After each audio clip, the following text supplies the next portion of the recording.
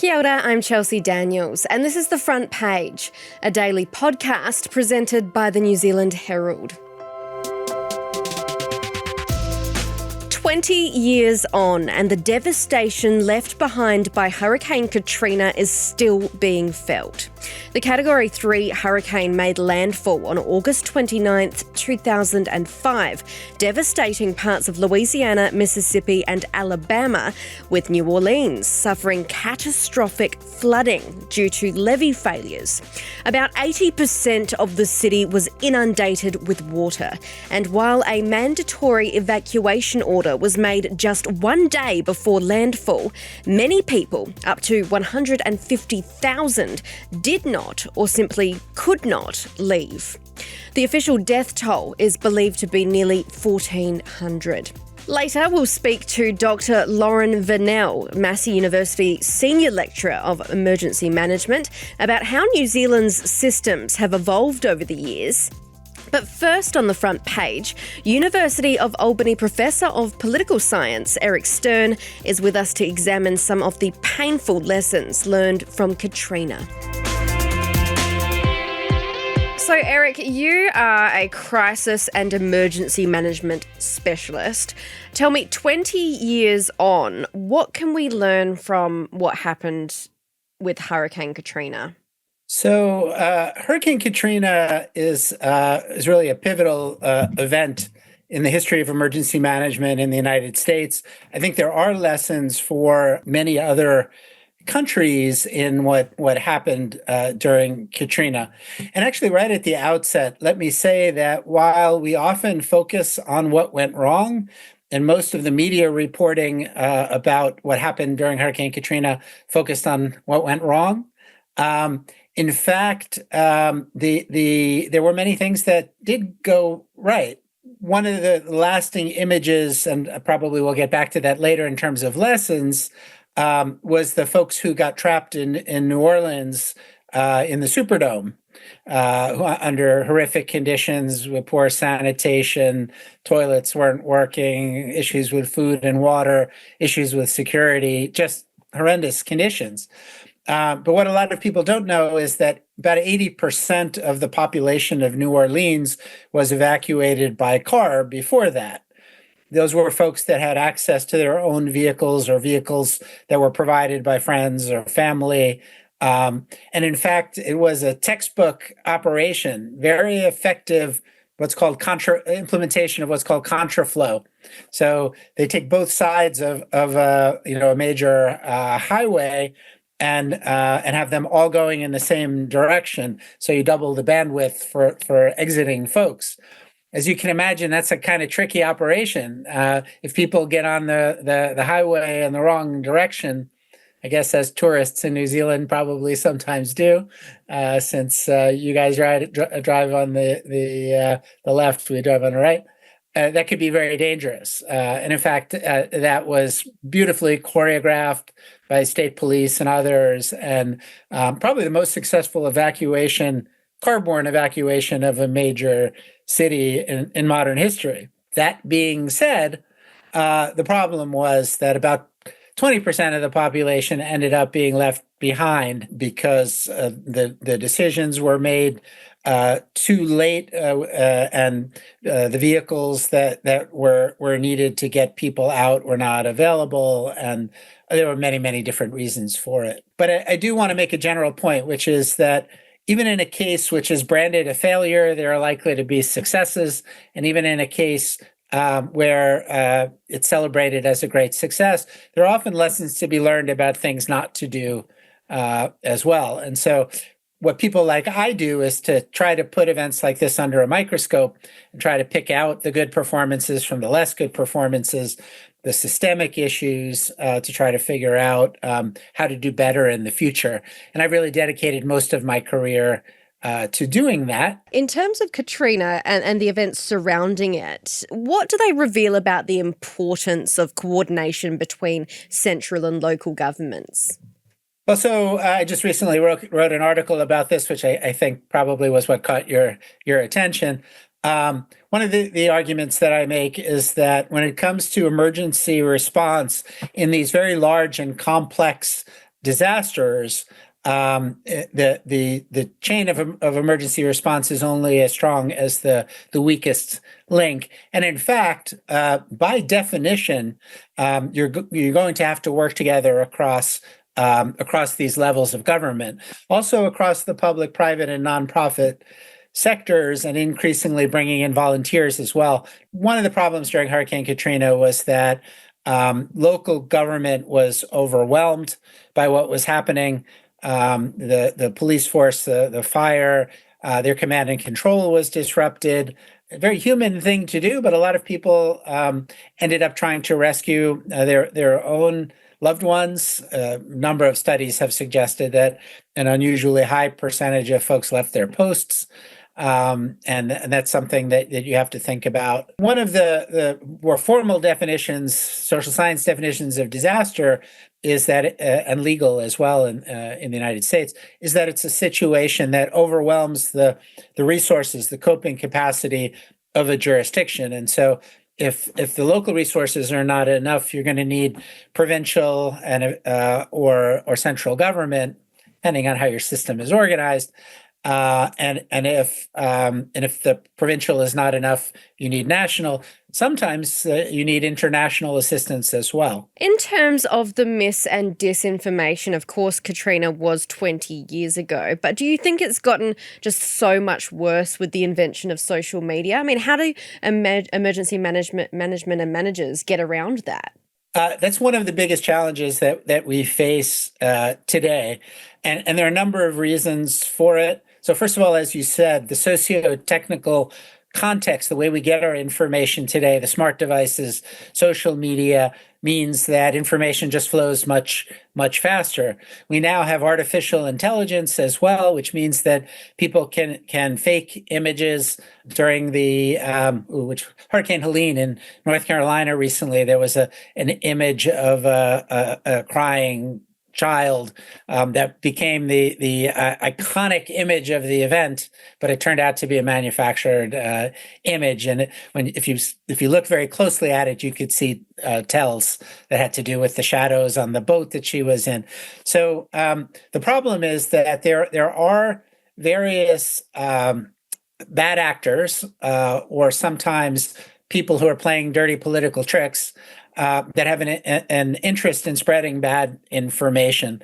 Sometimes it's for financial reasons. There are a lot of scams that try to separate disaster survivors from their property or their money, and these are people that are at their most vulnerable. Really terrible thing to do.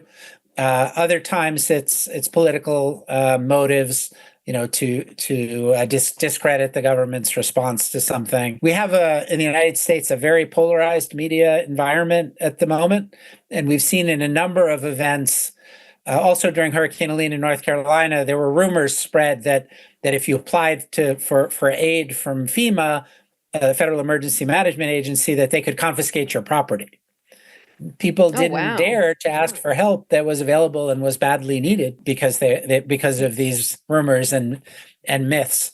So emergency managers have to try very hard to get their message out in this very competitive, sometimes toxic information environment. I know that when you sit on the steps of a porch where a home once stood, or sleep on a cot in a crowded shelter, it is hard to imagine a bright future. But that future will come. The streets of Biloxi and Gulfport will again be filled with lovely homes and the sound of children playing. The churches of Alabama will have their broken steeples mended and their congregations whole. And here in New Orleans, the streetcars will once again rumble down St. Charles, and the passionate soul of a great city will return.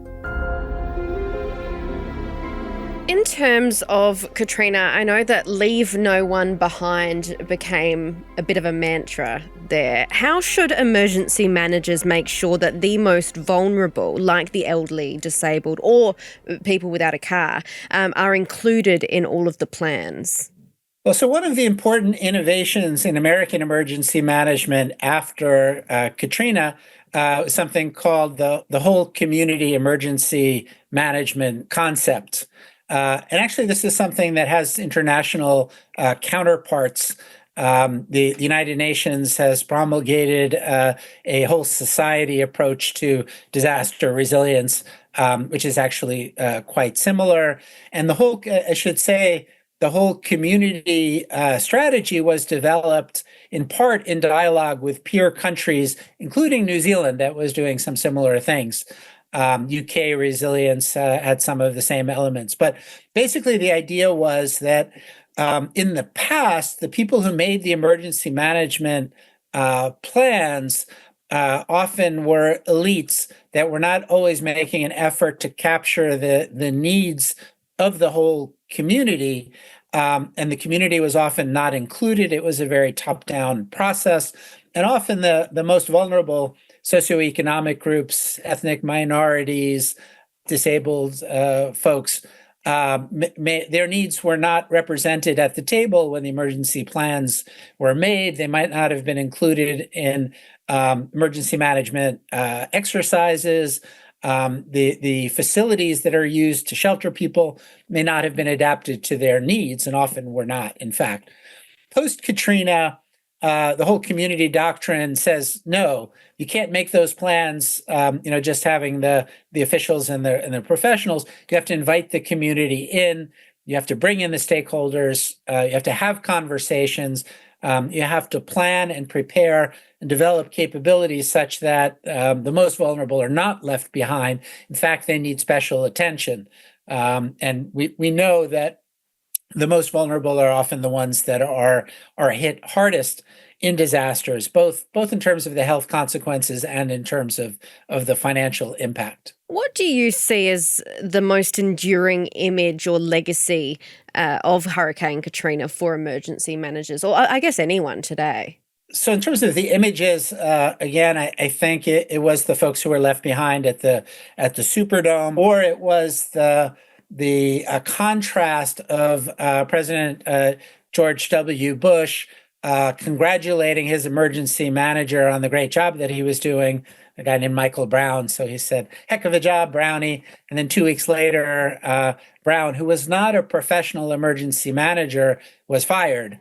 And there are a bunch of reasons for that, and it wasn't only his fault. It was a highly complex political environment, and at that time, FEMA was under the control of the Department of Homeland Security, which it is now as well. And there were complexities about, or uncertainties about who was actually in charge and what the authority of the FEMA administrator, who was the boss at FEMA, what authority that person would have.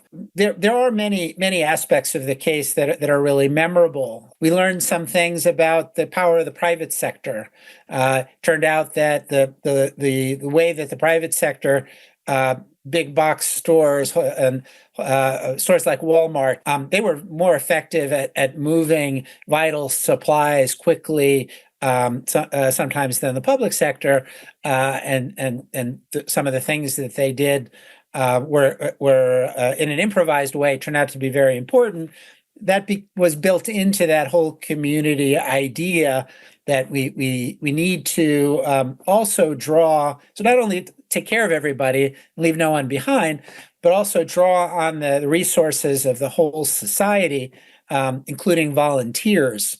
Another legacy of Katrina is our volunteer groups like the so-called Cajun Navy.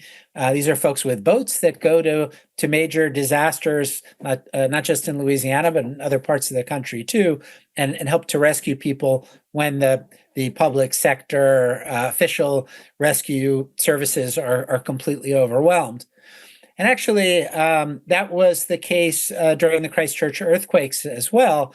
I'm not as up to date on how things are in New Zealand at the moment, but at that time, the dominant mindset was if you have a big disaster, put yellow tape around it and let the professionals do their job. But if you have a disaster on the scale of what happened in Christchurch, there's just not enough official responders to meet the needs. And so they had to on the fly find ways of integrating community volunteers. And here's the upside of the information technology that we have. They use social media let me think. It was the Student Volunteer Army and the Farmy Army, That's right. which spontaneously brought volunteers, and the farmers had heavy equipment, that could be used for debris removal and other tasks to help get Christchurch on its feet again. Actually, the New Zealand story there has been well documented, and it's something that other parts of the world have learned from. Thanks for joining us, Eric. It's a pleasure.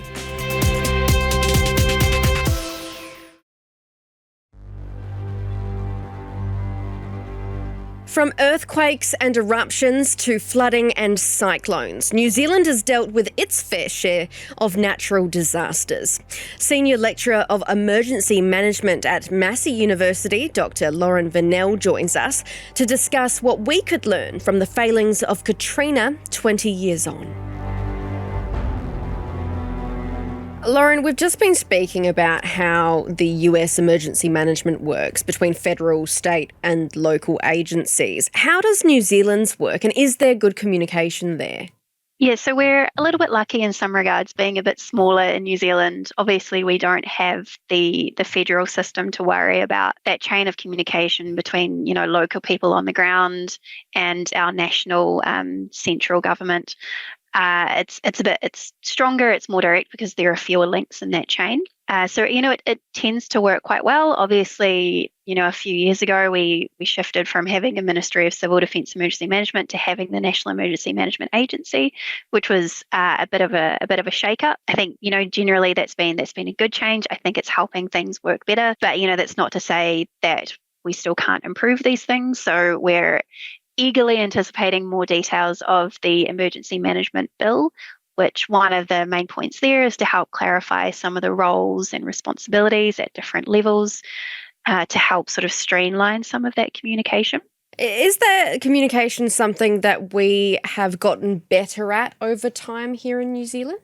I think definitely communication during crisis or emergencies in New Zealand has improved over time.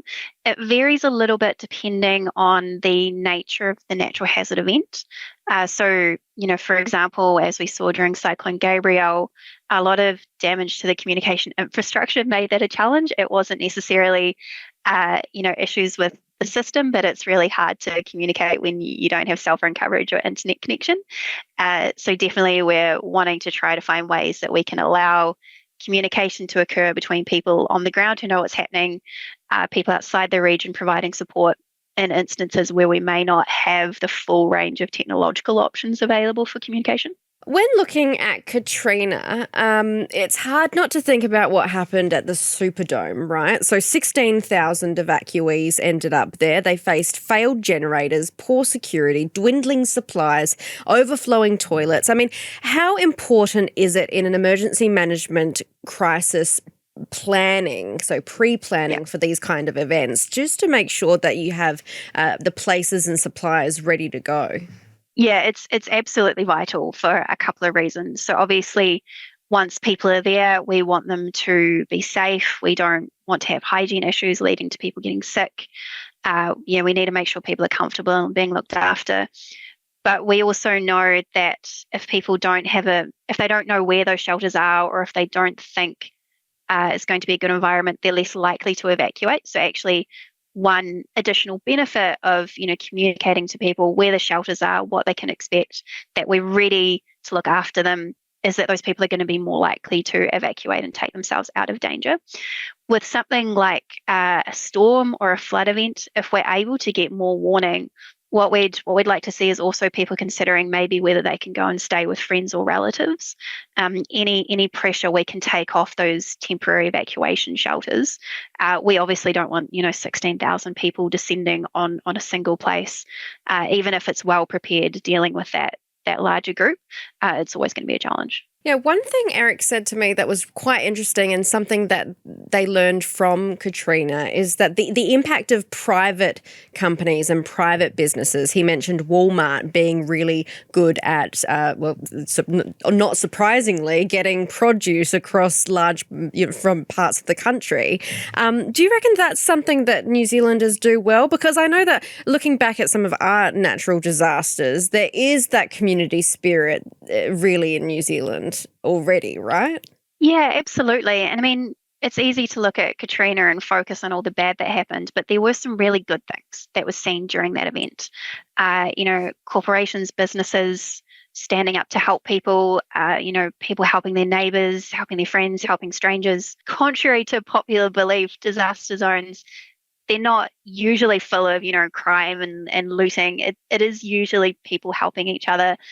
The private company is an interesting one. I'm not entirely sure how much of that plays into consideration around planning, but I know, for example, with the new emergency management bill that's being worked on, there's going to be consideration around roles and responsibilities for groups that maybe haven't so much been officially included in the past. I'm thinking particularly iwi and hapu. We know in New Zealand, the Māori communities are really, really good at standing up and looking after, themselves, but also other members of the community. The private company one is an interesting question, though. Definitely, if we can find anyone who's able to help take some of that burden off of a disaster response is going to be helpful. How has New Zealand's emergency management framework changed over the years, do you think? Or are we really waiting to see what ends up happening with this bill? Serena, definitely, I think the bill is going to be a good step forward. So that the Civil Defence Emergency Management Act that we've got at the moment, it is from 2002, so it's quite old. But I mean, there obviously has been amendments to that to update it. A lot of, the work that's done is based on the National Plan, which I think our current one is from 2015. Our local CDM groups update their group plans regularly. So it's not like we're still, working to what we knew in 2002. But the update to some of that underpinning legislation, I think, is going to help move forward towards more where we would want our emergency management system to be. And lastly, how do you think New Zealand's emergency management response differs to that of the rest of the world, say? What do we do better, and what are some things that we can perhaps do better in? Yeah, that's a great question. I think definitely, as sort of I was saying, because we are a little bit smaller, we have, fewer levels of bureaucracy than places like the US or Australia, which also has a federal system. We can be a bit more agile. It can be, easier to get resources around where they need to be, including people and personnel. I think one issue is that we have so many events because we are, prone to a lot of different natural hazards, that we see quite a lot of turnover and quite a lot of burnout amongst our emergency management personnel. So all great people, really, really passionate, but it is really hard work. So I think more support for the people doing this work, including professionalization, so training, but also, psychological support, helping them cope with the challenges and difficulties of responding to these events, so that, after one major event, we don't then lose everyone because they're too tired and burnt out. And then next time it's people going through it again, it would be great to see more of that experience retained within the system. Thanks for joining us, Lauren. No worries. Thanks for having me. That's it for this episode of The Front Page. You can read more about today's stories and extensive news coverage at nzherald.co.nz. The Front Page is produced by Jane Yee and Richard Martin, who is also our editor. I'm Chelsea Daniels. Subscribe to The Front Page on iHeartRadio or wherever you get your podcasts, and tune in on Monday for another look behind the headlines.